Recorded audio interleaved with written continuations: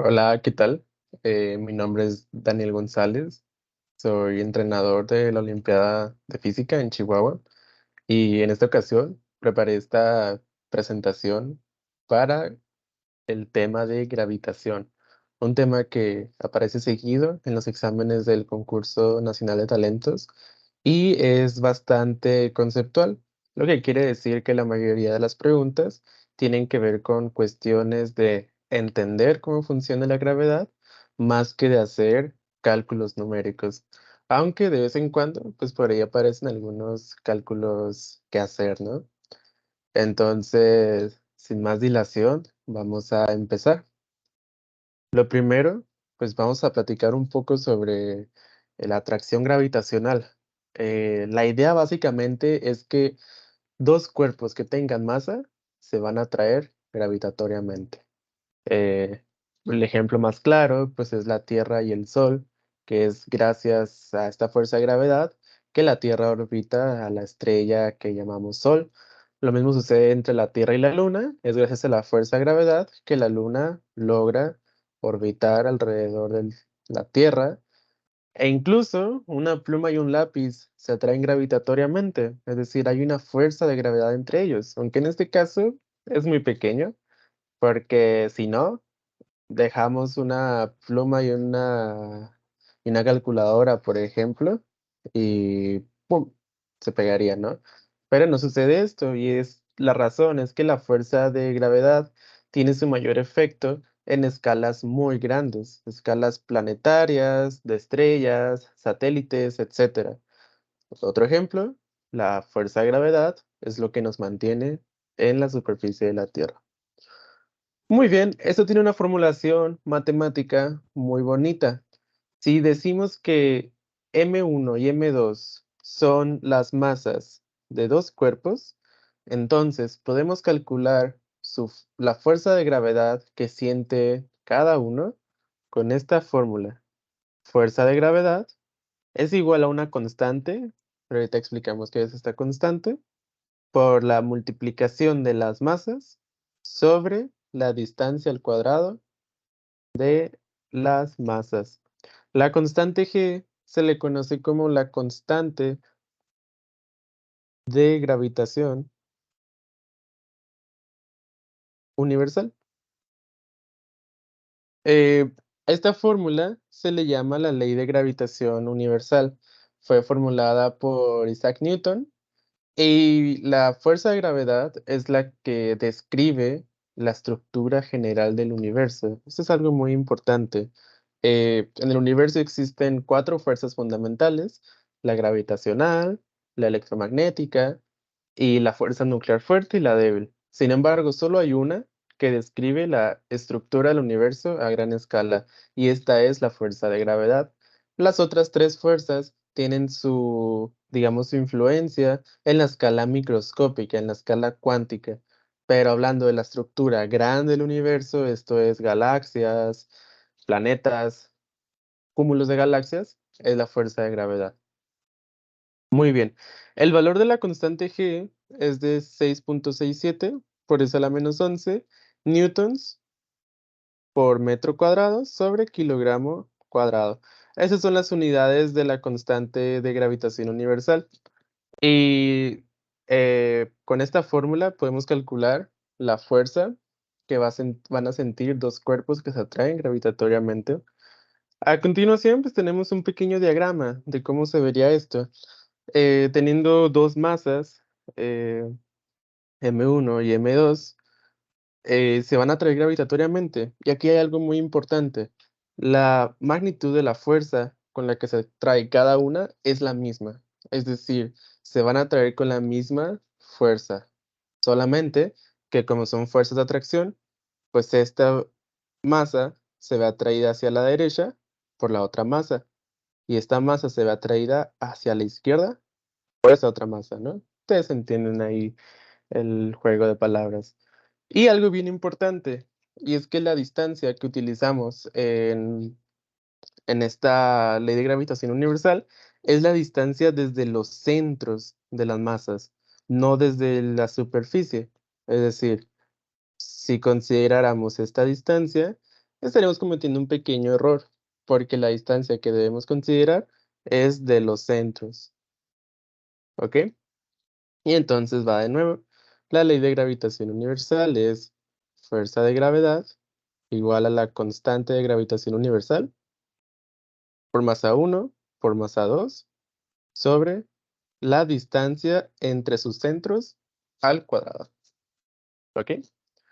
Y una manera de interpretar esta ley, pues es que la fuerza de gravedad es proporcional a la multiplicación de las masas e inversamente proporcional a la distancia al cuadrado entre las masas.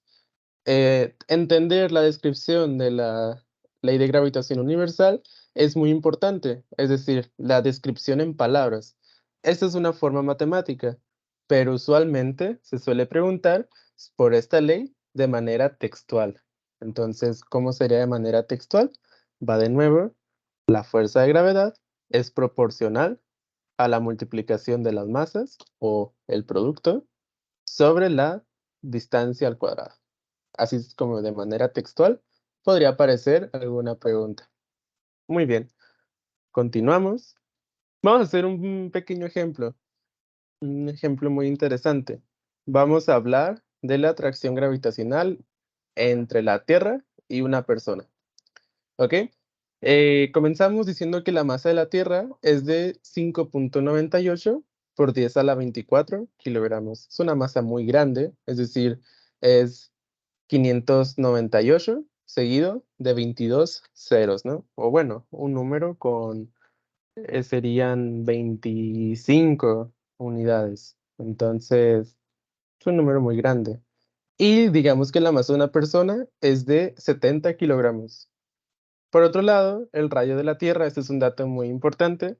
El radio de la Tierra, es decir, desde el núcleo hasta la superficie, es de 6,374 kilómetros.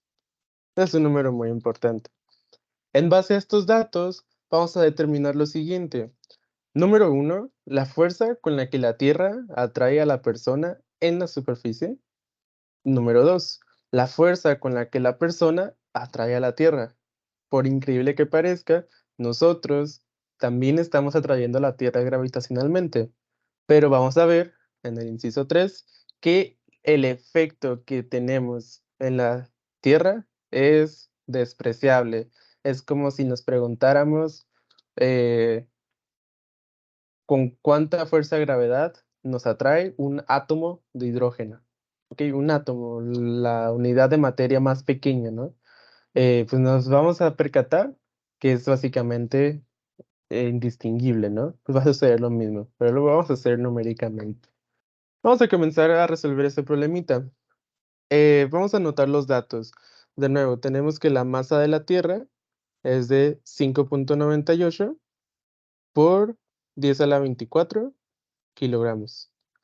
También se nos mencionó que el radio de la Tierra era de 6,374 kilómetros. Bueno, tenemos el dato, sin embargo, yo creo que nos conviene, o bueno, no es que yo crea, sino realmente nos conviene tener este dato en unidades del sistema internacional. Y si recordamos, las unidades del sistema internacional para una longitud son los metros. ¿Cómo hacemos esta conversión? Bueno, pues sabemos que 1 kilómetro son 1000 metros. Entonces hay que multiplicar este número por 1000. Y esto ya está en metros. Esto nos da pues 6,374,000 metros. Y si somos un poco más ordenados, podemos escribir este número en notación científica, es decir, 6,374 y contamos cuántos espacios nos movimos, ¿no? Nos movimos 1, 2, 3, 4, 5, 6. Entonces ponemos un por 10 a la 6 metros, ¿ok? Aquí creo que no se ve el punto, pero es un 6,374 por 10 a la 6 metros. Bueno, este es nuestro radio, el radio de la Tierra, expresado en metros y en notación científica. Ahora sí, vamos a escribir la masa de la persona. Dijimos que era de 70 kilogramos. Y con estos datos es suficiente para encontrar la fuerza de gravedad que siente la persona, es decir, con qué fuerza atrae el planeta Tierra a nuestra persona. Y recordemos que si bien la persona está sobre la superficie, es decir, si es la Tierra y aquí está la persona, la distancia que debemos considerar es desde el centro de la Tierra hasta, digamos, el centro de la persona. Pero bueno, el centro de la persona está a lo mucho a 1 metro por encima de la superficie de la Tierra. ¿Habrá alguna variación entre considerar 1 metro más o 1 metro menos cuando hablamos de millones de metros? Pues no. Entonces, vamos a decir que la distancia entre el centro de la persona y el centro de la Tierra, pues es la misma que la del centro de la Tierra. De esta manera, podemos calcular, ahora sí, la fuerza de gravedad. Escribimos la fórmula para irla aprendiendo. Fuerza de gravedad es igual a G por, en este caso, como tenemos eh, que las masas son estas dos, pues sería masa de la Tierra por masa de la persona sobre el radio de la Tierra al cuadrado. Muy bien, ahora sustituimos datos. Dijimos que la constante de gravitación universal valía 6.67 por 10 a la menos 11 y sus unidades eran newtons por metro cuadrado sobre kilogramo cuadrado. ¿Ok? Ese es el valor de G. Y ahora vamos a poner las masas. Esperemos que sí quepa. Sería 5.98 por 10 a la 24 kilogramos por 70 kilogramos sobre 6.374 por 10 a la 6 metros y todo esto elevado al cuadrado. Hay que ser bien cuidadosos, no se nos puede olvidar esta parte de acá, de elevar esto al cuadrado, sobre todo a la hora de meterlo en la calculadora. Pues vamos a hacer este cálculo, vamos a meter todos los datos. Empezamos con la constante de gravitación, sería 6.67 por 10 a la menos 11, multiplicado, pues arriba van a ir un 5.98 por 10 a la 24, multiplicado por 70. Y mi recomendación es que para el radio hay que abrir un paréntesis primero. Abrimos un paréntesis, ponemos 6.374 por 10 a la 6, cerramos paréntesis y ahora sí elevamos al cuadrado. Espero que se alcance a ver, pero la operación iría algo así. Y acá no se alcanza a ver, pero está la constante de gravitación universal por afuera. ¿Ok? Y entonces le damos igual y obtenemos el siguiente valor. 687.2 y muchos decimales. Entonces, tenemos que la fuerza, ya el resultado final, pues es de 687.2 newtons. No hace falta poner tantas cifras. Con esta cantidad de cifras está perfecto. Y bueno, el resultado está en newtons porque justamente estamos calculando una fuerza. Y sabemos que una fuerza pues se mide en newtons. Pero si ustedes gustan, podemos revisar unidades. Por ejemplo, aquí tenemos kilogramo por kilogramo. Kilogramo por kilogramo nos da kilogramo cuadrado. Kilogramo cuadrado arriba y un kilogramo cuadrado abajo se cancelan. Lo mismo acá. Tenemos metro al cuadrado, eso nos da metro cuadrado abajo y metro cuadrado arriba se cancelan. Y finalmente nos quedan newtons. Entonces el resultado está en newtons. Bueno, este análisis de unidades realmente no es tan necesario. Pueden hacerlo ustedes para estar seguros, pero con que ustedes sean conscientes que están calculando una fuerza, entonces el resultado debe estar en newtons. ¿Por qué? Porque son las unidades de la fuerza. Muy bien. Ahora, vamos con el inciso 2. La fuerza con la que la persona atrae a la Tierra. Bueno, no tenemos que hacer los cálculos, pero como habíamos visto, la fuerza con la que un objeto atrae al otro es la misma con la que el otro atrae al objeto. Es decir, que si la Tierra nos atrae, vamos a ponernos como una bolita así, más grande. La Tierra nos atrae con una fuerza Fg, nosotros atraemos con una fuerza Fg, solamente que pues en dirección opuesta, pero del mismo valor. Por lo tanto, atraemos a la Tierra con los mismos 687.2 newtons. ¿Ok? Entonces, por el simple hecho de que la fuerza, perdón, de que la Tierra nos atrae a nosotros con 687 newtons, significa que nosotros atraemos a la Tierra con 687 newtons. 687 newtons es una fuerza bastante considerable cuando las masas son pequeñas, pero cuando hablamos de una cosa tan gigante como la Tierra, esta fuerza vamos a ver que no tiene casi ningún efecto.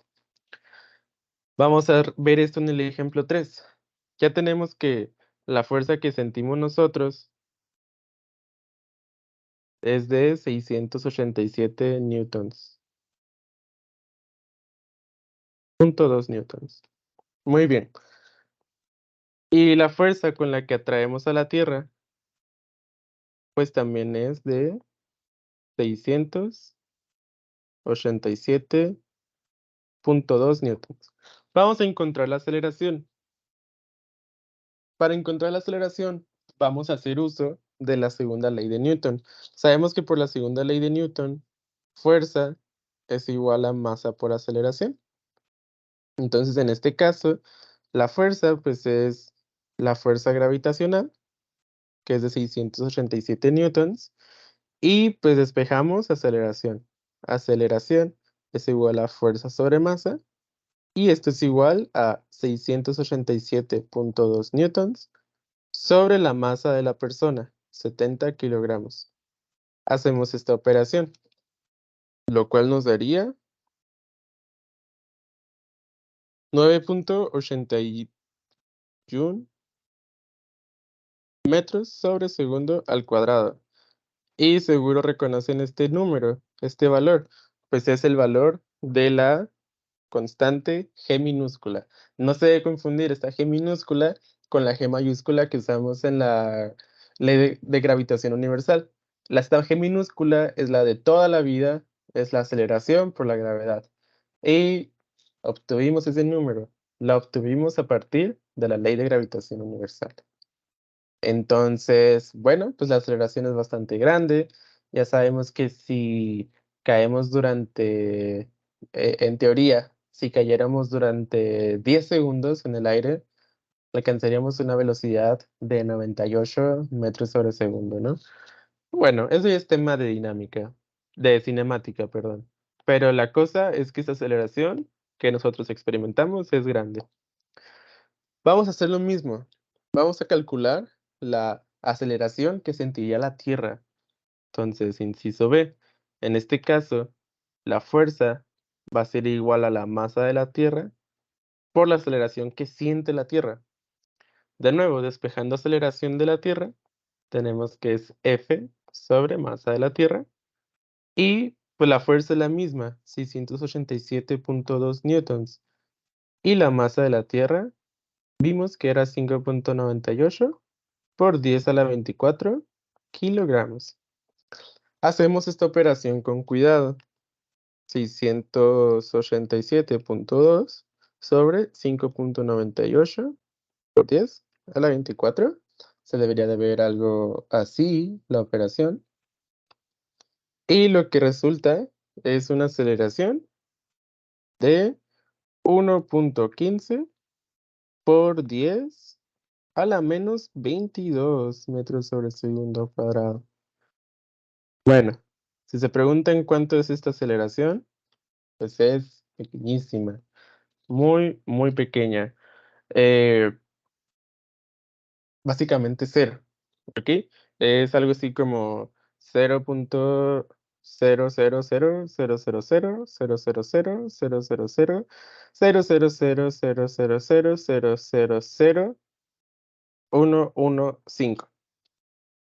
0.000000000000000000000000000000000000000000000000000000000000000000000000000000000000000000000000000000000000000000000000000000000000000000000000000000000000000000000000000000000000000000000000000000000000000000000000000000000000000000000000000000000000000000000000000000000000000000000000000000000000000000000000000000000000000000000000000000000000000000000 esta aceleración, básicamente cero.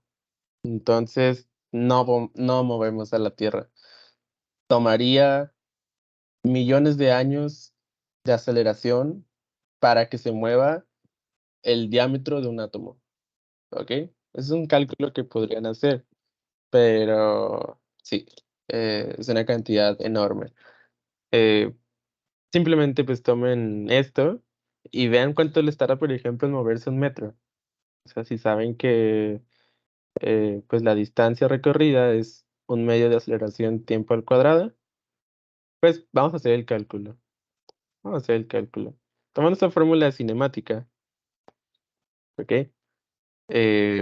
Despejamos el tiempo.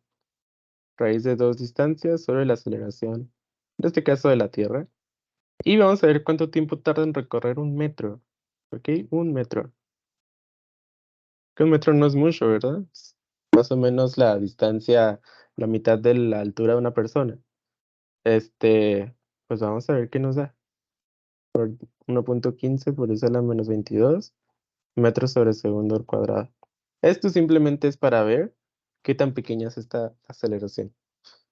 Entonces tenemos la raíz de 2 por 1 sobre 1.15 por 10 a la menos 22. Y nos da 1.32 por 10 a la 11 segundos. ¿Cuánto es esto? Pues es una cantidad de segundos muy grande, pero ¿qué tan grande? Pues vamos a dividir esto, por ejemplo, sobre 3600. Así sabemos cuántas horas son. Y tenemos que son 3.66 por 10 a las 7 horas. Y bueno, pues ¿cuánto es esto, no? Sí, sí, ve grande, ¿no? Pues vamos a dividirlo sobre 24, porque sabemos que en un día hay 24 horas, y esto nos da el número de días. Y pues miren, nos da 1.526.343 días. Uy, pues es una cantidad enorme. Y si lo dividimos entre 365, nos da la cantidad de años. 4.181 años. Bueno, pues tampoco es una cantidad de tiempo tan grande, ¿no? Es lo de más o menos lo que lleva la, la civilización, pues más o menos unos 4.100 años, ¿no? Pero pues sí, definitivamente tardaría mucho en apenas moverse un metro. Entonces, no es viable y realmente nunca la vamos a mover a la Tierra. Bueno, era solo un ejemplo numérico para ver qué tan pequeño es este resultado. Y es muy, muy, muy pequeño. Bueno, continuamos. Vamos a hacer un segundo ejemplo. Este segundo ejemplo va a ser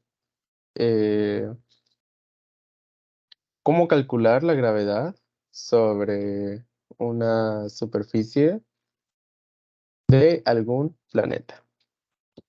Bien, pues resulta que cada planeta del sistema solar tiene una aceleración gravitatoria distinta. Por ejemplo, pues la Tierra, sabemos y lo acabamos de calcular, que es de 9.8 metros sobre segundo al cuadrado. Mientras que en Júpiter, el planeta grande, el planeta coloso, la aceleración es de 24.8 metros sobre segundo al cuadrado. ¿Cómo realizamos este cálculo? ¿Cómo le podemos hacer? Pues vamos a utilizar la ley de gravitación universal. Muy bien, la idea es bastante similar. La fuerza es igual a masa por aceleración. Y si esta fuerza es igual a la fuerza de gravedad, donde m mayúscula es la masa del planeta y m minúscula es la masa de algún objeto sobre la superficie, pues va a ser algo así, ¿ok? Bien, pues eh, de esta fórmula vamos a decir que, bueno, como se trata de una aceleración por gravedad, pues llamamos a esta una g. Y va a ser una g, pues no necesariamente de la Tierra.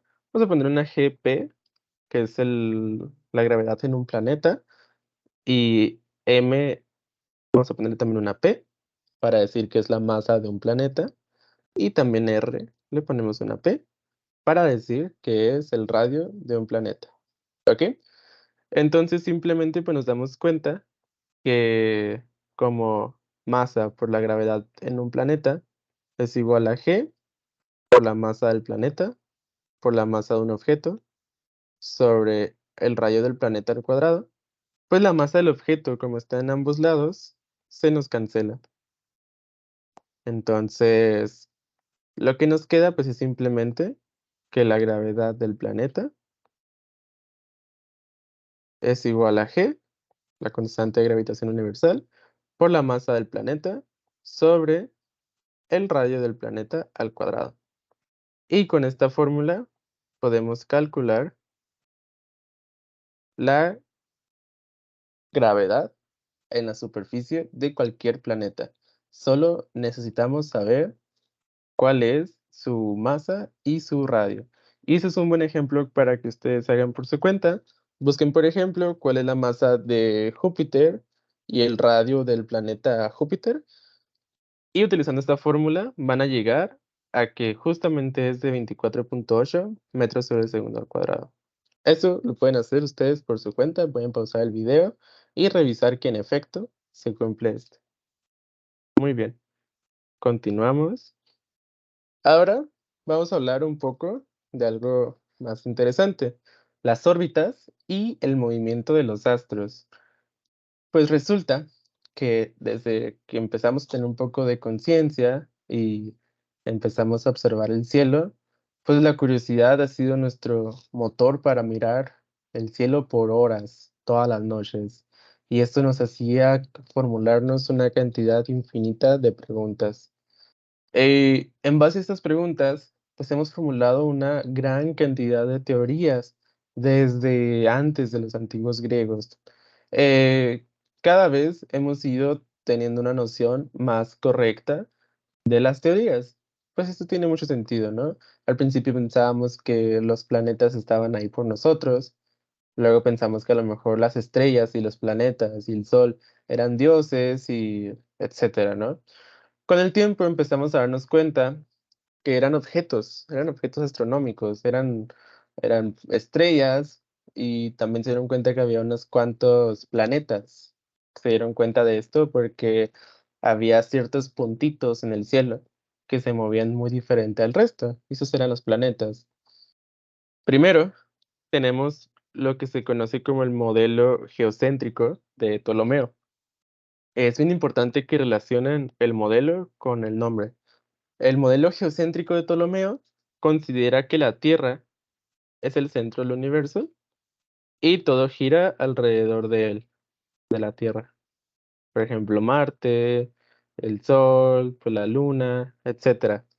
Y bueno, el modelo geocéntrico de Ptolomeo tiene mucho sentido, ¿no? Porque, pues vemos que las cosas giran en nuestro cielo. Y yo creo que a lo mejor todos, en algún momento cuando fuimos niños, antes de que nos explicaran, pues pensamos, por ejemplo, que el Sol y la Luna también giraban alrededor de nosotros. ¿Cómo podríamos saber de niños, por ejemplo, que somos nosotros quienes nos estamos moviendo, ¿no? Hasta que ya alguien nos dice de que no, pues la Tierra es la que está girando, ¿no? Alrededor del Sol. Entonces, una de las primeras personas que formuló esto con un modelo, pues fue Nicolás Copérnico, con el modelo heliocéntrico. Geo, pues es de Tierra, entonces geocéntrico es centrado en la Tierra. Y helio, pues se refiere al Sol. Entonces el modelo heliocéntrico dice que el Sol es el centro y nosotros giramos alrededor de él. Y aquí algo importante es que en el modelo heliocéntrico las órbitas son circulares. Bien, el modelo heliocéntrico de Copérnico fue uno de los modelos que, pues, revolucionaron nuestro pensamiento. Fue apoyado por Galileo y otros pensadores que posteriormente, pues, fueron perseguidos por estas ideas radicales, ¿no? Que iban en contra de las creencias en aquellos tiempos. Pero a partir de ahí, pues, nos empezamos a dar cuenta que era la teoría que más hacía sentido. Y sentido se refiere no solo a que nosotros lo que pensemos, sino lo que veíamos con telescopios. La invención del telescopio por Galileo Galilei fue una de las maneras en las que empezamos a dejar atrás todas estas teorías, como el modelo geocéntrico o etcétera, que eran dioses, porque empezamos a ver las cosas más de cerca, ¿no? Por ejemplo, Galileo empezó a ver que los planetas también tenían lunas o satélites naturales. Entonces, el modelo heliocéntrico de Copérnico fue un modelo que revolucionó la historia y a partir de ahí, pues las cosas se fueron poniendo mejores, cada vez más precisas. Después de esto vinieron las tres leyes de Kepler, de Johannes Kepler, que son leyes empíricas. Ahorita platicamos qué se refiere esto de empírica, pero son una de las leyes que más, todavía más que el modelo heliocéntrico, cambiaron la historia. En este modelo de las leyes de Kepler, básicamente se dice que los planetas orbitan estrellas y lo hacen en órbitas elípticas, es decir, no son perfectamente circulares, forman elipses. Y otras cosas que vamos a ver con más detalle. Después vino la ley de gravitación universal. La ley de gravitación universal fue una formulación matemática y ayudó a sustentar las tres leyes de Kepler. Entonces, la ley de gravitación universal fue muy importante durante cientos de años, hasta que en 1918, aproximadamente 1915, Einstein formuló su teoría de la relatividad general. La teoría de la relatividad general es la que dice que los objetos con masa curvan el espacio-tiempo. eh, y dice entonces que la gravedad, pues, eh, se experimenta por una curvatura en el espacio. Entonces, todas estas teorías hablan sobre por qué los astros se mueven de la manera que lo hacen y han ido evolucionando. La teoría actual es la de la relatividad general de Einstein. Sin embargo, estas dos leyes, la de Kepler, las tres leyes de Kepler y la ley de gravitación universal de Newton, siguen teniendo su aplicación. Entonces vamos a platicar un poco de ellas. Empezamos con con las leyes de Kepler. Este, Estas leyes fueron empíricas y posteriormente fueron validadas por la ley de gravitación universal de Newton. Decimos que una ley es empírica si es obtenida a partir de la experiencia y la observación, sin hacer uso de leyes matemáticas. Pero lo interesante es que resultaron ser ciertas y sustentadas por una ley universal, la ley de gravitación de Newton. Y esto, en mi opinión, es increíble, porque Kepler logró, en base a lo que veía, formular teorías. Y que esas teorías sean ciertas y correctas es algo realmente increíble, porque uno puede formular cualquier hipótesis de lo que ve y pues no necesariamente es cierto, ¿no? Pueden haber cosas que no tomemos en cuenta, pero Kepler, en base a pura observación y ver datos numéricos, dijo, aquí hay tres leyes que todos estos datos y observaciones tienen en común y son pues estas tres leyes de Kepler. Vamos a empezar a hablar una por una. Vamos a empezar con la primera ley. Esta ley se conoce como la ley de las órbitas y dice algo así. Las órbitas de los planetas son elípticas. Esta es la clave, son elípticas, donde uno de los focos de la elipse se encuentra la estrella. Bien, número uno, ¿qué es una elipse? Bueno, una elipse es una figura bastante parecida al círculo, ¿ok? Solamente que está como achatada. Es lo que a veces se le suele llamar como un óvalo. pero aquí le llamamos elipse. La elipse tiene dos focos. Los focos son como los radios de la elipse. En cierta manera, la elipse tiene dos radios. ¿Y qué cumple o cómo construimos una elipse? Pues imagínense que tenemos como una liga, así, una liga atada, y entonces estiramos la liga. Pues la liga se va a poder estirar cierta cantidad. Y pues básicamente la idea es que cualquier punto sobre la elipse, la suma de las distancias a los focos siempre es la misma, sin importar qué punto estemos tomando. Aquí estamos tomando dos puntos completamente diferentes y vamos a llamar a estas distancias D1 y D2 y L1 y L2. Entonces la elipse debe cumplir que en cualquier punto D1 más D2 debe ser igual a L1 más L2. Ok, la distancia del punto a los focos debe ser la misma. Esa es una elipse. Y si se fijan, estos puntos que llamamos focos cumplen la función del radio en el círculo. Pero bueno, no es necesario entrar en tanto detalle respecto a elipses. Y yo creo que si ven un video en YouTube sobre elipses, le van a entender mucho mejor. Pero esa es una breve descripción de lo que es una elipse. Básicamente la elipse es como un tipo de óvalo, pero bueno, le decimos elipse. Entonces, voy a limpiar esto. Entonces, aquí lo que tenemos es que el Sol o cualquier estrella debe estar en alguno de los focos. Y por lo tanto, un planeta como la Tierra va a describir una órbita así. Entonces, podemos notar que la distancia del Sol a la Tierra va variando, varía con el tiempo. Muy bien. Este punto, el punto más cercano al Sol, le llamamos el perihelio. Y el punto más alejado del Sol le llamamos el afelio.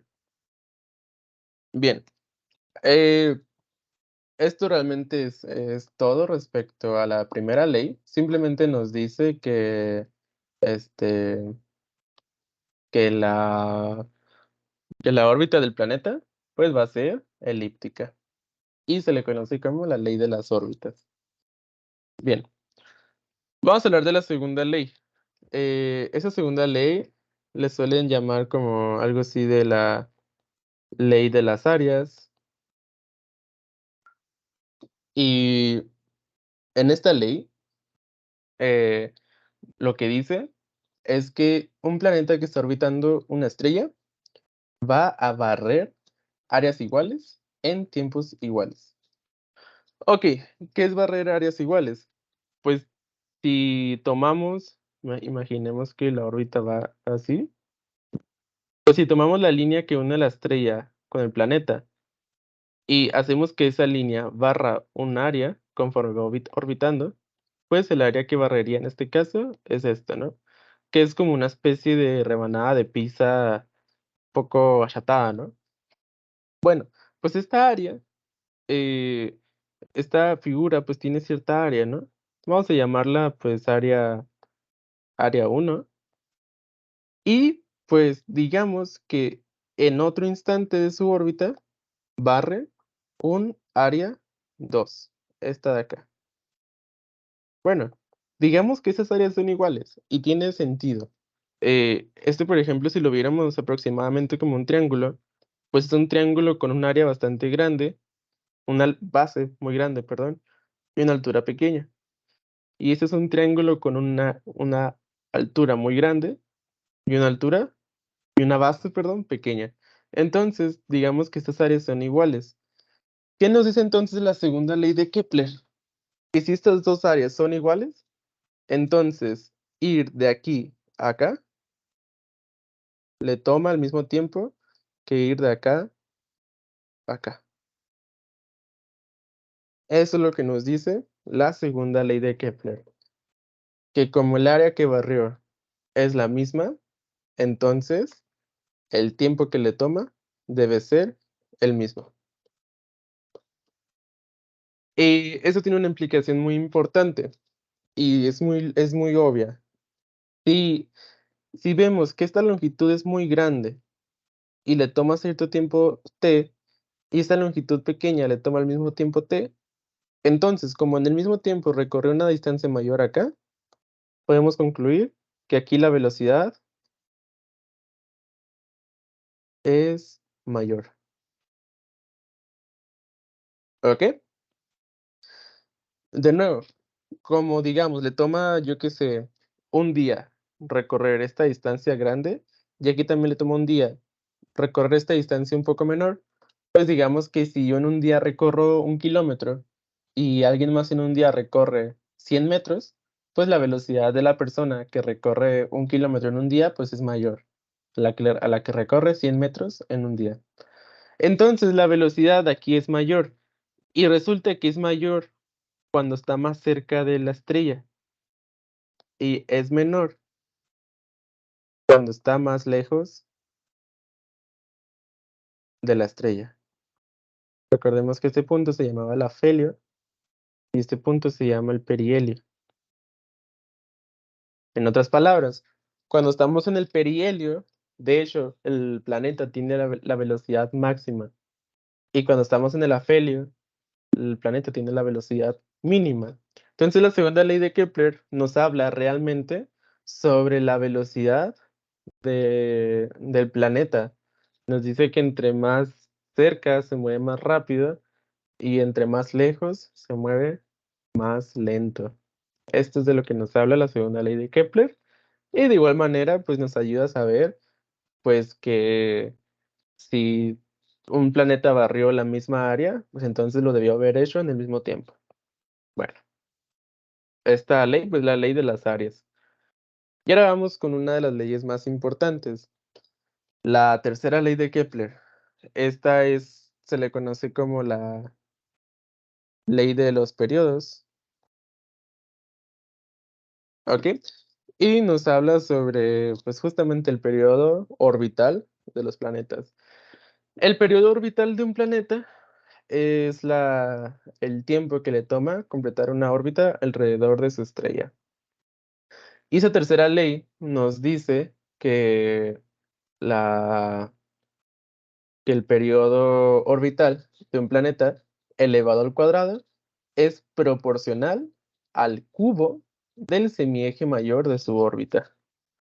Bueno, aquí a lo mejor está un poco confuso, ¿no? El semieje mayor es básicamente la distancia promedio del planeta a la estrella. Como vimos anteriormente, la distancia es una elipse, la órbita es una elipse, y entonces la distancia va cambiando con el tiempo, ¿no? Bueno, ¿qué es el semieje mayor? El semieje mayor es la distancia del centro de la elipse hasta ya sea el perihelio o lo mismo hasta la felio. ¿Ok? El semieje mayor se representa con la letra A. Y básicamente, una manera de calcularlo es como la distancia máxima al Sol más la distancia mínima al Sol sobre 2. Y este es el afelio. Perdón, el semieje mayor. Así es como lo calculamos. Como la distancia máxima al Sol, la distancia mínima, sumado a la distancia mínima, y todo eso dividido entre 2. Puede que se topen, podría ser que se toparan algún problema, donde les dan la distancia máxima y la distancia mínima al Sol. Con eso pueden calcular lo que se llama semieje mayor, que es la suma de ambos sobre 2. ¿Ok? O bien, si solo les dan una distancia a la estrella, pues entonces esa va a ser la distancia que usamos en la tercera ley de Kepler. Ok, uy, me moví poquito. Muy bien. Entonces, la tercera ley de Kepler quedaría de esta manera. T cuadrada, que es el periodo orbital, ¿ok?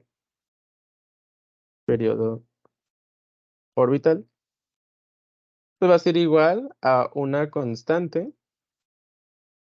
por el semieje mayor al cubo. ¿Ok? Nuevamente, el semieje mayor es la distancia del centro de la elipse a su extremo más grande. ¿Ok? Vamos a platicar un poco de esta ley. Vamos a hacer un ejemplo, y este ejemplo consiste en el cálculo de la constante c. Resulta que esta constante c, que aparece en esta tercera ley, depende únicamente de la estrella. Es decir, que todos los planetas que están en el sistema solar tienen el mismo valor de la constante c. Tanto Marte como Mercurio, como Júpiter, etcétera, van a tener el mismo valor de esta constante c. Vamos a hacer el cálculo entonces, y lo vamos a hacer de una manera muy, muy bonita. Eh, Vamos a hacerlo con la Tierra. Entonces, imaginemos que tenemos al Sol y tenemos a la Tierra orbitando al Sol en una elipse. Ok,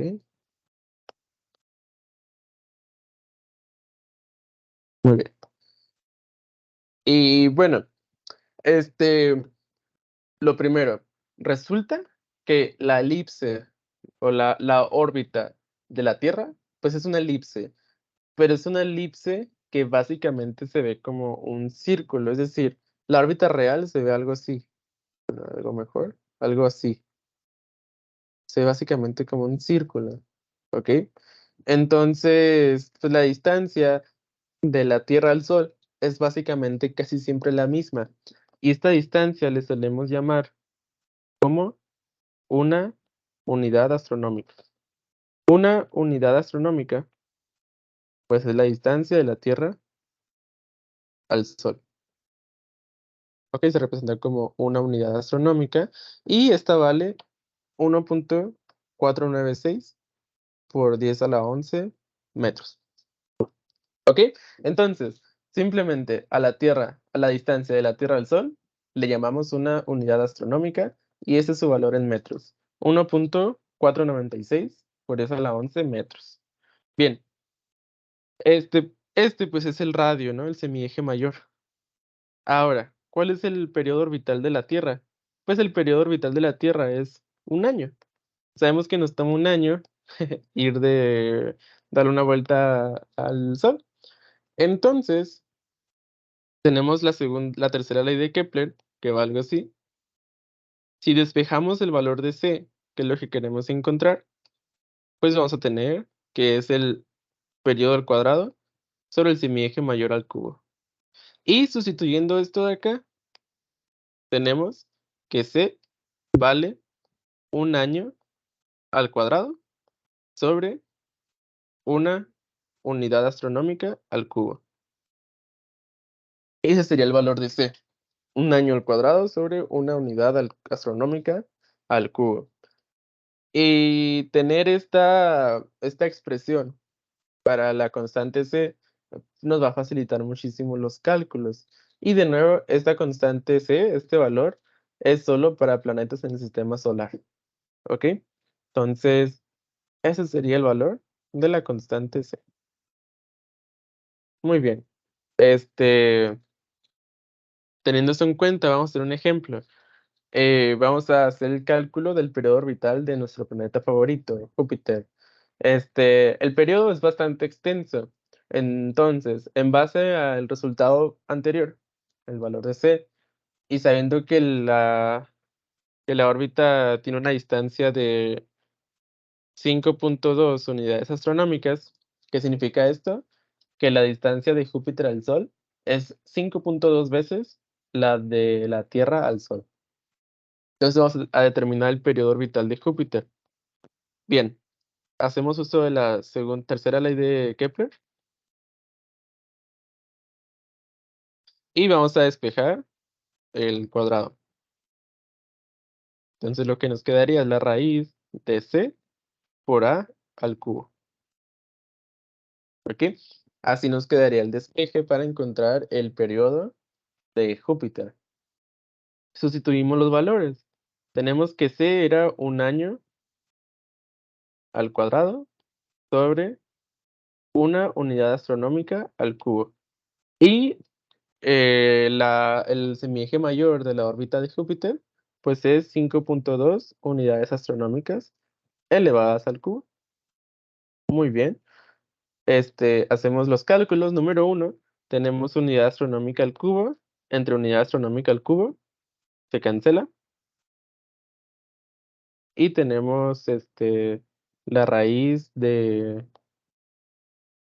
un año al cuadrado por 5.2 al cubo. Y 5.2 al cubo es 140.6. Y la raíz cuadrada de 140.6 es 11.85. Y la raíz cuadrada de un año al cuadrado, pues se cancelan porque son operaciones opuestas, el cuadrado con la raíz, y nos queda que es de 11.85 años. Y este es el periodo orbital de Júpiter. Básicamente, si no se quieren complicar con las unidades, podemos decir que la C vale 1 en el sistema solar cuando tenemos el periodo en años y el semieje mayor o la distancia en unidades astronómicas. Si tenemos estos datos en estas unidades, podemos decir simplemente que t cuadrada es igual a al cubo. Y entonces t es igual a la raíz de a al cubo. Y así no nos hacemos problemas con las unidades. Entonces, de nuevo, sustituyendo, pues es la raíz de 5.2 al cubo.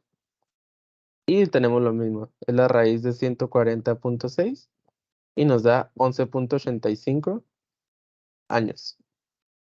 ¿Ok? Como dijimos que t debía estar en años y a en unidades astronómicas, entonces el resultado está en años. ¿Ok? Ese es el tiempo que le toma a Júpiter dar una vuelta al Sol, 11.85 años.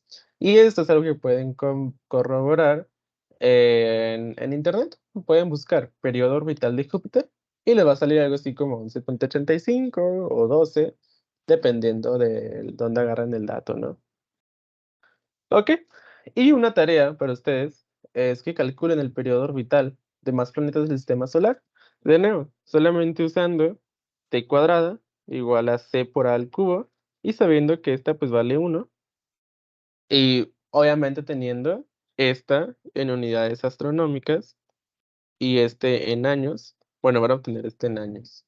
¿Qué es lo que deben buscar? La distancia del planeta que les interese al Sol en unidades astronómicas, realicen el cálculo y compárenlo con la información real del planeta. Es decir, primero hagan el cálculo conociendo la distancia al planeta A, ¿ok? De nuevo, para que no se confundan, esta es la distancia del planeta al Sol, que también le llamamos el semieje mayor de la órbita, ¿no? Pero para que ustedes lo puedan encontrar, búsquenlo como distancia del planeta al Sol. O sea, del planeta que les interesa, ¿no? Bueno, entonces de tarea hagan este cálculo para otros 3 planetas. Puede ser Mercurio, puede ser Urano, etcétera. ¿Ok? Los datos que ustedes encuentren y les interesen. Muy bien, perfecto. Ahora vamos a hablar un poco de la ley de gravitación universal de Newton y de cómo esta ley logra explicar estos fenómenos, pero ahora de manera matemática. Eh, Las leyes de Kepler, pues, revolucionaron la astronomía porque tuvieron un gran rango de aplicación y de predicción. Después de esto, la ley de gravitación universal sirvió para darle un sustento matemático a estas leyes de Kepler. Y ahora vamos a ver cómo se estudia el movimiento de los astros desde este enfoque newtoniano. ¿Ok? Y vamos a empezar con un experimento bastante interesante. Imaginemos que en la superficie de la Tierra estamos en lo alto de una montaña, ¿ok? Y que desde esa montaña lanzamos cosas de manera horizontal. Entonces, dependiendo de la velocidad, pues van a ser una órbita. ¿Con qué forma? Pues forma parabólica, ¿ok? Por el efecto de la gravedad, pues va a ir cayendo. Conforme aumentamos la velocidad, cada vez llega más lejos, y más lejos, y más lejos, ¿no? Cada vez más y más lejos.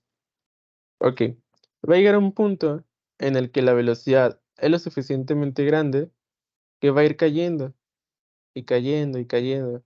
Pero resulta que lo que cae la cosa que aventemos, la roca, es lo mismo que cae la Tierra por la curvatura. Y entonces, pum, regresaría a su punto. Muy bien. Con esta velocidad, con cierta velocidad, logramos hacer que la, que la cosa vuelva a donde inició. ¿Ok? Simplemente hacemos pues que lo que caiga, digamos, si cayó esto, sea lo mismo que lo que cayó la Tierra en ese lapso, por la curvatura, obviamente por la curvatura. ¿Ok? En este momento diríamos que pusimos a orbitar la roca, ¿no? La piedra se puso a orbitar la Tierra, porque si logra darle la vuelta y regresa a donde inició con la misma velocidad, pues va a volver a hacer el mismo movimiento. Por eso decimos que el objeto está orbitando a la Tierra. Muy bien. Podemos determinar el valor de esta velocidad haciendo uso de dinámica, específicamente de dinámica del momento circular. La velocidad, esta velocidad que vamos a calcular, la velocidad con la que un objeto puede orbitar la Tierra, se le conoce como la primera velocidad cósmica. La primera velocidad cósmica es la velocidad requerida para un objeto para orbitar un planeta, por ejemplo. Bien, ¿cómo hacemos eso? Pues si decimos que el objeto se está moviendo en una órbita circular, digamos que muy cerca de la superficie de la Tierra, es decir, por aquí, pues entonces el radio de la órbita es básicamente el radio de la Tierra. Bueno, entonces, en un movimiento circular, la sumatoria de las fuerzas o las fuerzas que van hacia el centro, fuerzas radiales, pues es igual a la masa del objeto por la velocidad al cuadrado sobre el radio de la órbita, en este caso el radio de la Tierra. ¿Y qué fuerza siente un objeto que está atraído gravitacionalmente? Pues la fuerza de gravedad, que es G por la masa de la Tierra, por la masa del objeto, sobre el radio de la Tierra al cuadrado. Y esto de nuevo es igual a masa por velocidad al cuadrado sobre el radio de la Tierra. Muy bien. Primera instancia, como la masa del objeto aparece en ambos lados de la ecuación, se va a cancelar. ¿Ok? Y ahora pues nos queda, voy a cambiar el orden de las ecuaciones, voy a poner esta primero. Tenemos velocidad al cuadrado sobre el radio de la Tierra es igual a G por la masa de la Tierra sobre el radio de la Tierra al cuadrado. Bien, nuestro objetivo es despejar V. Entonces, lo primero que hay que pasar es el radio de la Tierra, el cual está dividiendo. Necesitamos pasarlo multiplicando. Entonces tenemos G por masa de la Tierra sobre el radio de la Tierra al cuadrado por el radio de la Tierra. Se nos cancela el radio de la Tierra con el cuadrado y tenemos entonces velocidad al cuadrado igual a G por masa de la Tierra sobre el radio de la Tierra. Y finalmente tenemos el cuadrado que nos está estorbando. Lo despejamos como una raíz cuadrada. Entonces la velocidad es G por la masa de la Tierra sobre el radio de la Tierra. Y esta que dijimos es la primera velocidad cósmica o simplemente velocidad de órbita, pues se calcula de esta manera. ¿De qué depende este resultado? Pues depende de la masa y depende del radio de la Tierra. A mayor masa se requiere una mayor velocidad y a mayor radio, es decir, entre mayor sea el tamaño del planeta, la velocidad disminuye, porque esto está abajo, ¿no? Es inversamente proporcional. Entonces, esta es la velocidad de órbita de un planeta. Se calcula con esta fórmula. De nuevo, raíz de la constante de gravitación universal por la masa del planeta sobre el radio del planeta. Ok, esto aplica para cualquier planeta y cualquier objeto con gravedad. No solamente planeta, Tierra. Puede ser Marte, puede ser la Luna, puede ser el Sol, puede ser un asteroide, ok, cualquier objeto con masa y radio. Muy bien. Vamos a, de esta manera, determinar con qué velocidad debe orbitar un satélite eh, que está a 150 kilómetros de altura. Entonces, en este caso, el radio de la órbita, pues es de 6.374 kilómetros más 150 kilómetros. ¿Ok? Este, entonces, este satélite que está a esta altura y va a seguir una órbita circular. Pues vamos a determinar con qué velocidad se mueve. ¿Ok? Entonces su radio de órbita pues es 6.524 kilómetros. Entonces usamos la fórmula. Velocidad de órbita es raíz de g por la masa de la Tierra sobre el radio de la órbita. Y esto es igual a raíz de 6.67 por 10 a la menos 11 Newton por metro cuadrado sobre kilogramo cuadrado por la masa de la Tierra. Y la raíz abarca hasta acá,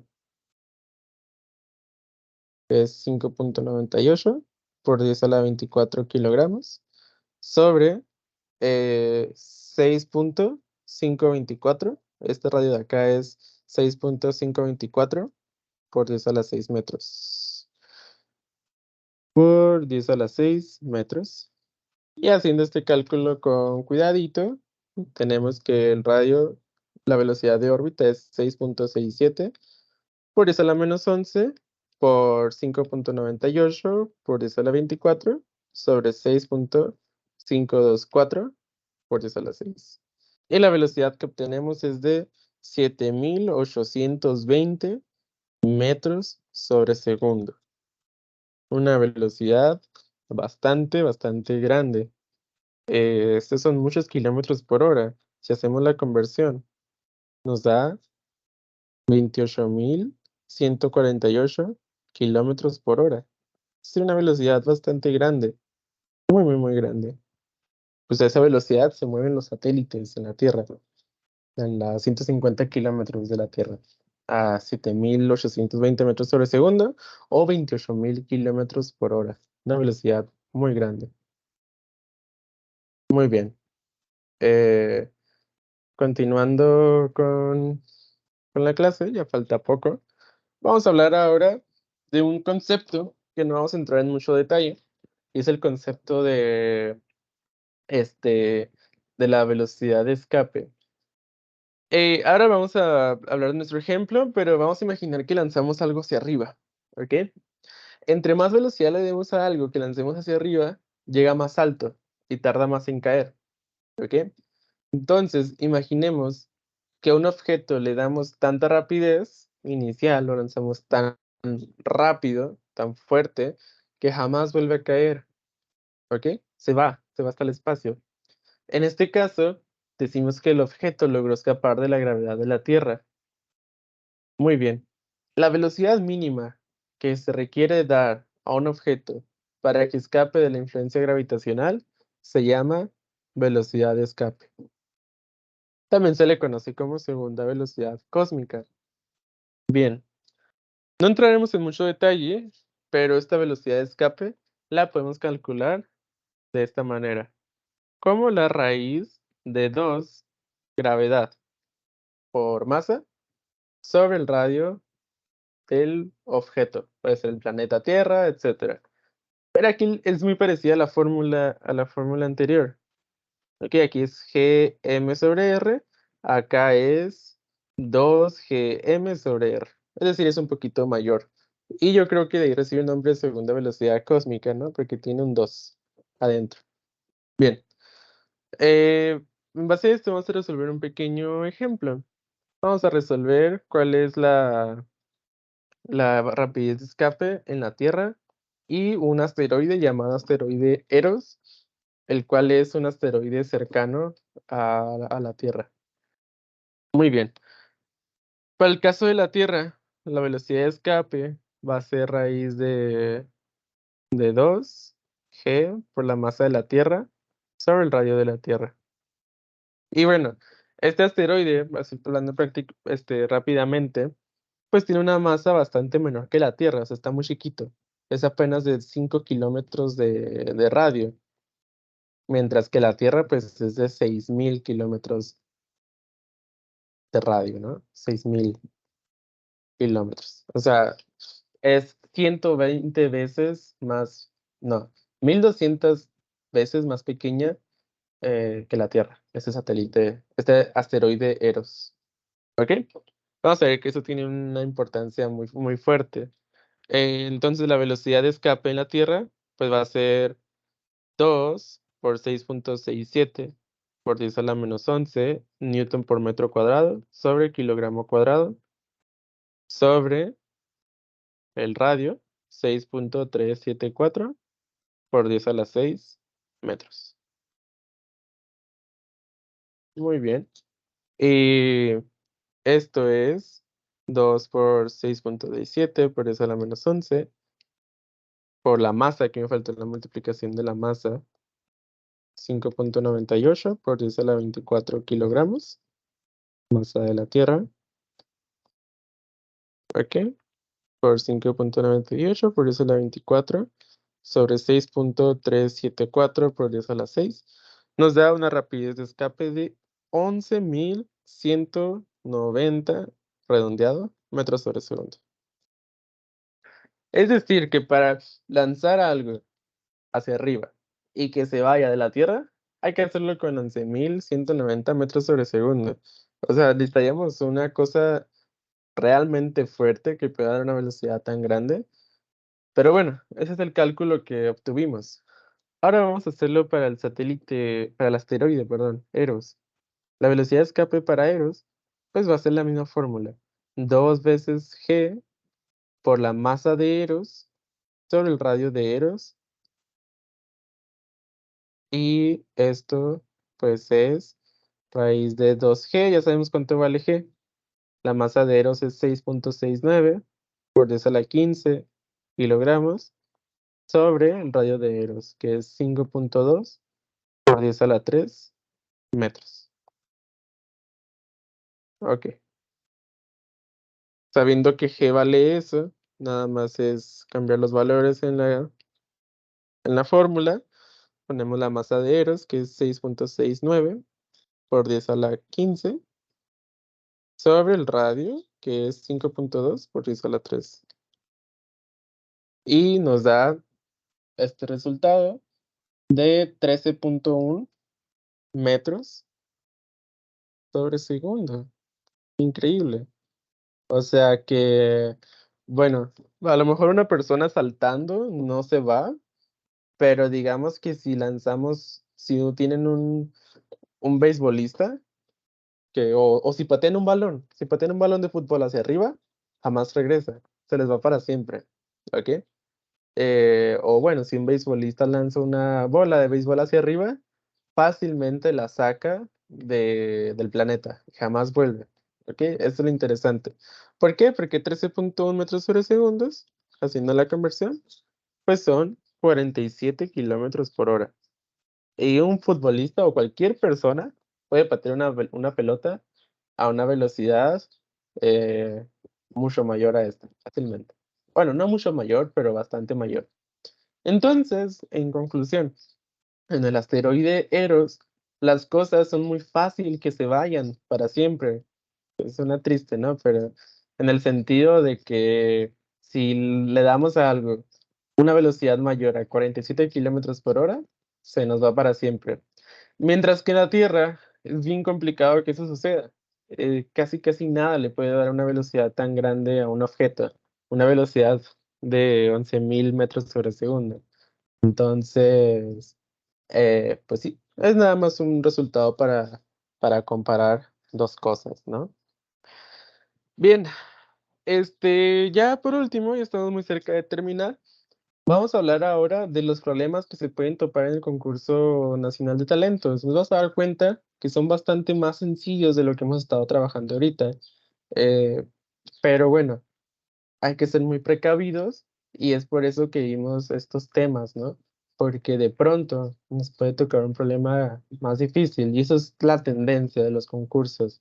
Cada vez van aumentando un poquitito la dificultad, así que pues hay que estar preparados por si un día nos sale un problemita de lo que vimos, ¿no? Por ejemplo, de velocidad de escape, etcétera. Muy bien, vamos a empezar con este problema, que es el problema 33 del Concurso Nacional de Talentos en Física del 2012. Muy sencilla. La ley, aquí yo les recomiendo lo siguiente. Voy a pasar todos los problemas, página por página, y yo les recomiendo que le tomen una captura. Inténtelos hacer por su cuenta primero, ¿ok? En base a lo que ya vimos en la clase. Entonces, inténtelos hacer por su cuenta y después de esto, pues vamos a ir resolviéndolos uno por uno, ¿ok? Y ya ustedes pueden ver las soluciones si los tienen bien o mal. Entonces, esos son los primeros cuatro problemas. Tómenlos una captura o escríbanlos e intenten resolverlos. Aquí les van los otros cinco problemas. De nuevo, pónganle pausa al video, tomen una captura e intenten resolverlos antes de ver las soluciones. Y por último, tenemos estos de acá. Ok, aquí son bastantes más, son como 9. Ok, de nuevo pónganle pausa, captura, intenten resolverlos y pues ahora sí vienen las soluciones. Bueno, pues el primero está muy sencillo, ¿no? La ley de gravitación universal de Newton establece que, pues la respuesta es el inciso A. F es igual a G por la multiplicación de los dos masas sobre radio al cuadrado. Ok, y cuatro preguntas después. No, perdón. Pregunta 35, también del concurso del 2012. ¿Cuál de los siguientes enunciados corresponde a la segunda ley de Kepler? Ok. Inciso A. Una línea que une un planeta al Sol recorre áreas iguales en tiempos iguales. Ok. Esta justamente corresponde a la segunda ley. Pero vamos a leer las demás. El cuadrado del periodo de un planeta alrededor del Sol es proporcional al cubo de su distancia media a él. Esa es la tercera ley. De hecho, hasta se ve más bonita, ¿no? No usan el término de semieje mayor. Pero no les hace daño saber el término de semieje mayor. Eso los pone a un buen nivel, ¿no? Pero sí, semieje mayor es lo mismo que distancia media, como lo habíamos mencionado. Ok, es la tercera ley de Kepler, no es la segunda. Inciso C. El Sol atrae a un planeta con una fuerza directamente proporcional al producto de sus masas e inversamente proporcional al cuadrado de su distancia. Si recordábamos, esto es lo que yo les decía, que es la forma textual de escribir la ley de gravitación universal. Entonces, inciso C, la ley de gravitación universal. Inciso B, la tercera ley de Kepler. Y finalmente, inciso D, todos los planetas describen órbitas elípticas que tienen al Sol en un foco. Esta es la primera ley. Entonces, la única que nos queda pues es el inciso A y esta es la segunda ley de Kepler.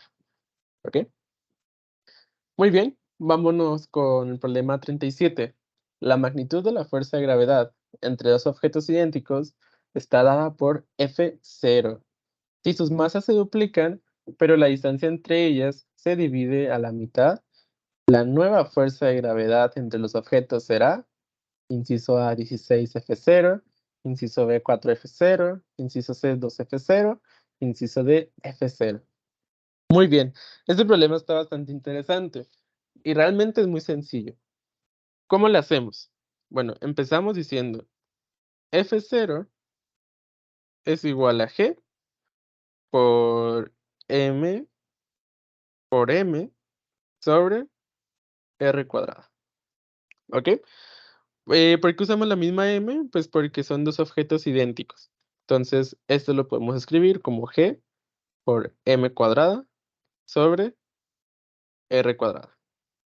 Bueno, ahora decimos, la masa se duplica. Entonces, donde tengamos M, ahora vamos a poner 2M.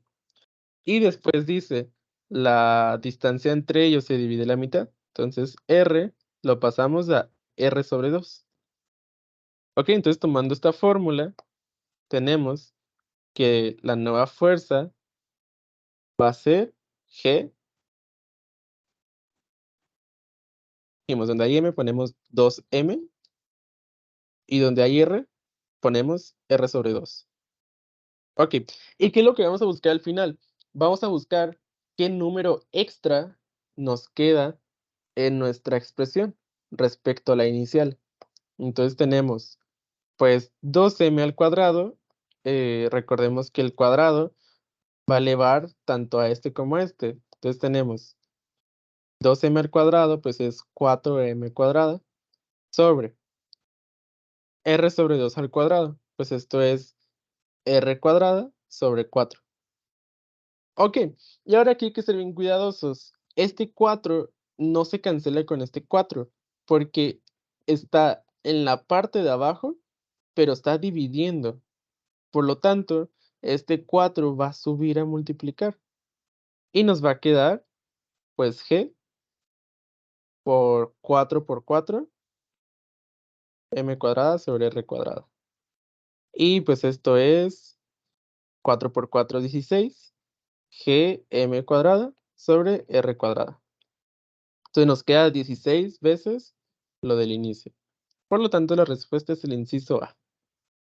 Ok, ese tipo de problemas es bien común y es bueno entender la estrategia que usamos. La estrategia es, de nuevo, muy sencilla. Donde yo tengo M, lo cambio por 2M. Donde yo tengo R, lo cambio por R medios. Y encuentro qué numerito me queda al final. ¿Ok? Vámonos con el problema 15 del 2011. La Tierra ejerce una fuerza de atracción sobre la Luna y la Luna una fuerza de atracción sobre la Tierra. ¿Cuál es la relación entre estas dos fuerzas? Pues son iguales, como lo mencionamos desde el inicio. No se cancelan entre sí, son iguales, pero no se cancelan, porque están actuando en cuerpos diferentes. ¿Ok? Y pues lo demás no tiene mucho sentido. Entonces las fuerzas son iguales. Muy bien. Eh, vámonos con el del 2010. ¿Cuál es la fuerza que explica la estructura general del universo? Como lo mencionamos al inicio, es la fuerza gravitacional. Ok, vámonos con la siguiente pregunta. Lee lo siguiente. Los planetas giran alrededor del Sol en órbitas circulares. Y aquí está la clave. Circulares. Bueno, la ley de Kepler predice que son órbitas elípticas. Entonces no puede ser la ley de Kepler. ¿Ok? Ptolomeo decía que aquí, antes de ver la opción, está girando alrededor del Sol. Como está girando alrededor del Sol, es el modelo heliocéntrico. ¿Ok?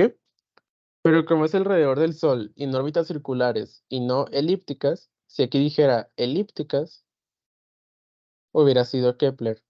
Pero como dice circulares, pues la opción es Copérnico.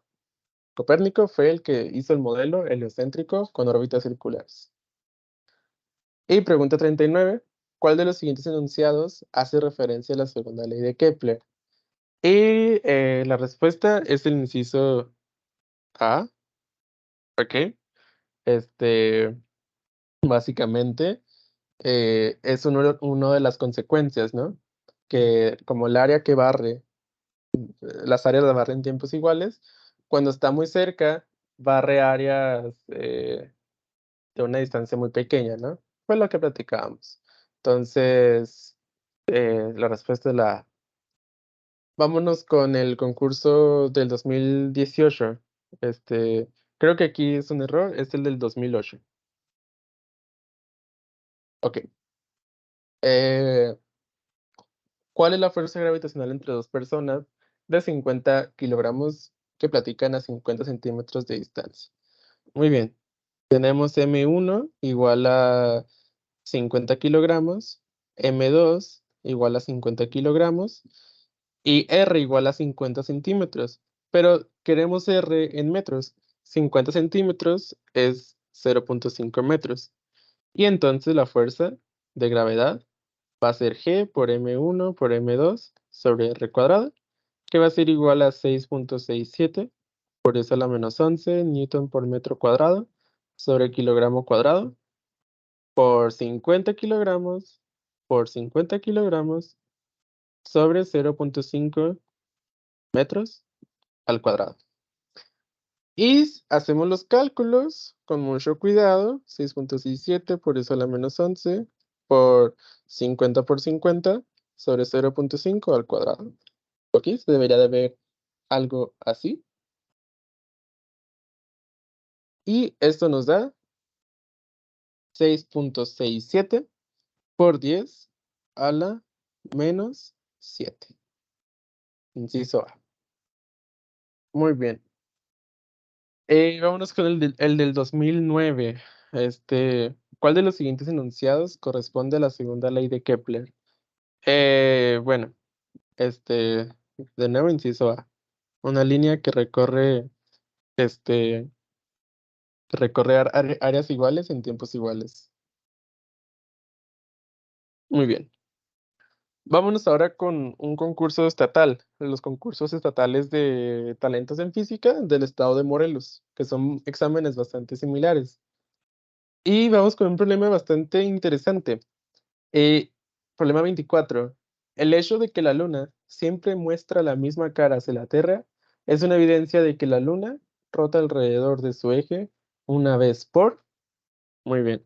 Y la respuesta es por mes. Y la explicación es la siguiente.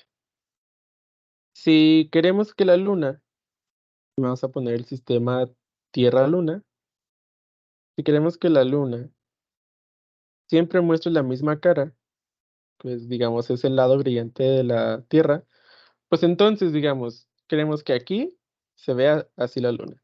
Y luego, cuando ha dado un cuarto de su órbita, cuando se ha movido un cuarto, queremos que también la parte, uy, me salió una luna cuadrada. Queremos que la luna también siga teniendo su lado brillante hacia la Tierra. Y eh, cuando esté por acá, queremos que la luna también tenga su lado brillante, ese donde está el conejo, apuntando hacia la Tierra. Y finalmente queremos que cuando esté por acá, también tenga su lado brillante, otra luna cuadrada, esos no existen, también tenga su lado brillante apuntando hacia la luna. Y así, queremos que suceda esto. Aquí la pregunta es, ¿cuántas vueltas dio la luna en este lapso? Pues si se fijan, dio, aquí ha dado un cuarto de vuelta. O sea, fíjense qué le va pasando a la cara brillante. La cara brillante de acá a acá dio un cuarto de vuelta. De acá a acá dio media vuelta. O sea, se volteó.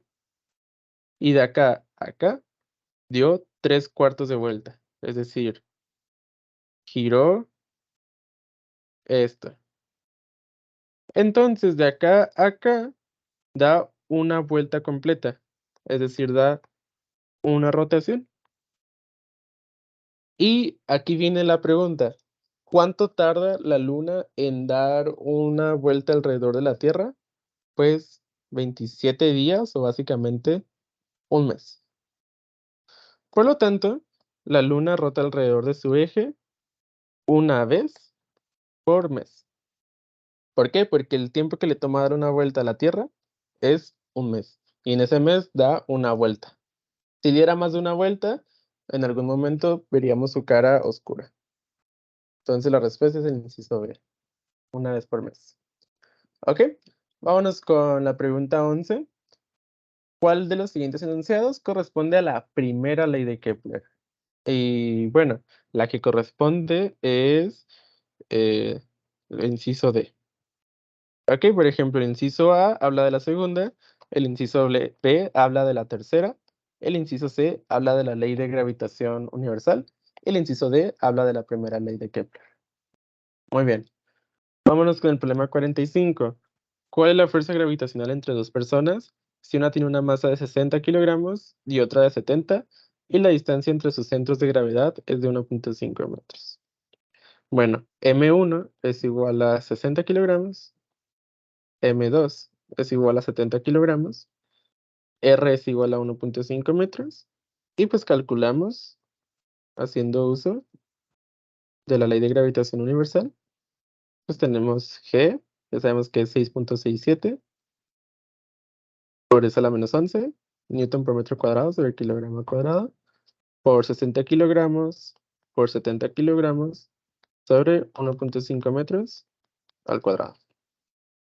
Y haciendo los cálculos, 6.67 por eso a la menos 11 por 60 por 70 sobre 1.5 al cuadrado.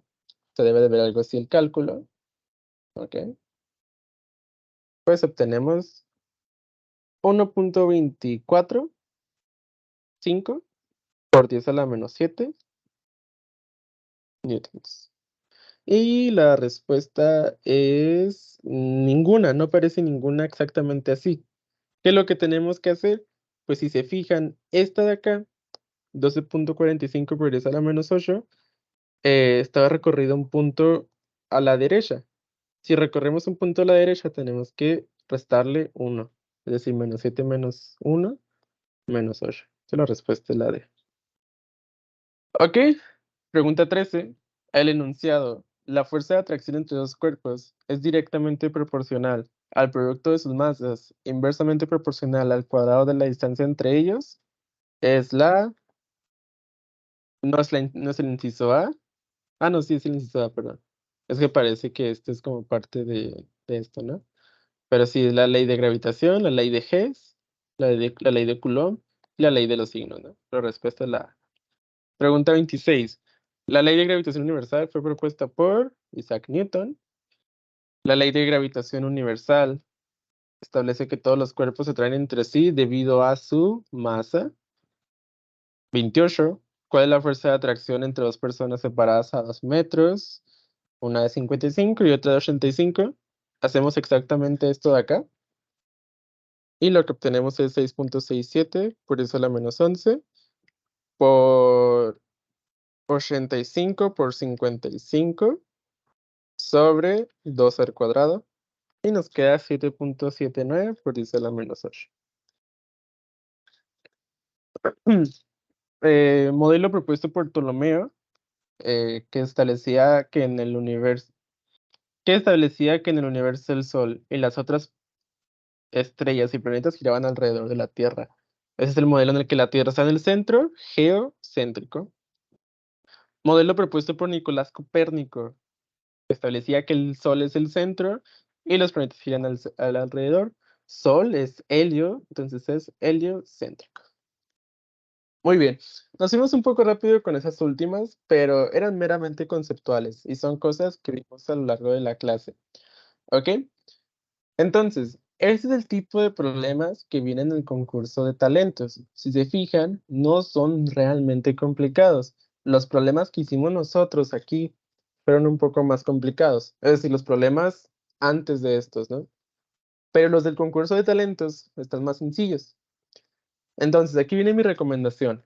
Eh, Repasen bien esos problemas y repasen un poco los problemas difíciles. Repasar los problemas significa que pueden hacer lo que vino hace algunos años, ¿no? Y que es muy probable que vengan en el concurso de este año. Pero además, hacer los problemas difíciles los prepara a que si viene un problema un poquito más difícil, pues no estén perdidos. Entonces, siempre es bueno prepararse con un poco más a lo que puede venir en el concurso para estar preparado para cosas inesperadas. Bueno, ya para no hacer más largo el entrenamiento, con esto estaríamos terminando. Y pues yo me despido por este entrenamiento y pues les dejo un pequeño mensaje, ¿no? Este, lo primero es que la gravitación es un área muy emocionante de la física y es uno de los primeros pasos para estudiar astrofísica. Y aún hay muchas preguntas por resolver. Pero con algo se empieza. Y ustedes están en secundaria, y formando parte de de la selección que representa al estado. O sea, son de los mejores estudiantes del estado, el estado grande. Que somos el Júpiter de los estados de México. Están en el camino correcto. Si sueñan con un día ser científicos, estudiar astronomía o física o lo que sea, no solo física, pero van en el camino correcto. Y esto se va a lograr pasito a pasito y ustedes ya empezaron a caminar, ya están dando pasos agigantados. Entonces sigan siendo lo brillantes que son, chicas y chicos, y de verdad les deseo mucho éxito en su examen. Me va a tocar hacer un entrenamiento más, pero igual es el momento perfecto para motivarlos. Sigan echándole muchas ganas y al rato los voy a ver, yo creo, cuando estén en prepa y que se vayan al nacional de prepas, ¿no? Entonces, ¿qué? Se pueden ir de su secundaria. Eso no está, puede ser posible, ¿ok? Entonces, pues espero verlos con el mismo ímpetu y que se traigan medallas, ¿no? Entonces, pues yo me despido, les deseo mucho éxito y nos vemos pronto. En 2 días más van a tener otro entrenamiento conmigo en este formato. Pero bueno, espero luego verlos cuando anden en prepa y prepararlos para el nacional. ¿Sale? Sigue echando muchas ganas y hasta luego. Cuídense mucho, mucho éxito.